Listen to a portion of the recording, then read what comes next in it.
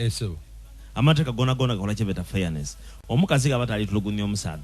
noja ku police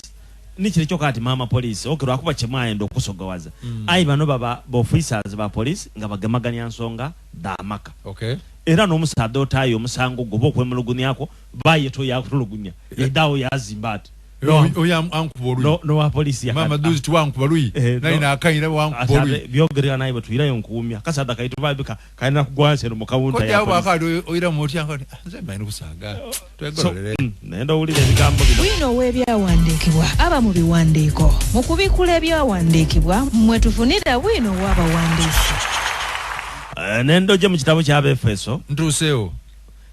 chapter eyokutano oluniro lwa bine endala paka kwa bine isatu eso tukobye Ephesians chapter 5 verse 21 to 23 ndozo omuntu abavandise babalozati bulungi ino wakobagati abakazi ni bayibayibwe kakomedi oli kuwulira bulungi ino buli muntu awulire nga mwine olw'okuyisa mu Kristo ekitiisa abakazi muwulire nga bayibayimwe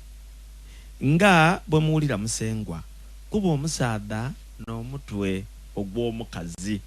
Kristo bwali omutwe gw'ekikunzo ekyabaikiriza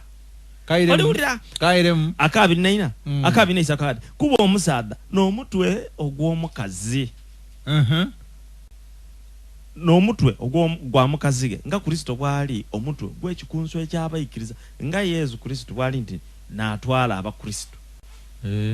n'omukazi bawongo kid nti musaadawo n'omutwe gwo ndoza reverend gwe bayanga owulira ensonga eno odi reverend yabe no mwikomera sorry nabulira no mwikomera twe mwagana kandi abitu reverend eno lyoti bwa musibi reverend gwe bagayira abantu matu bakuli weno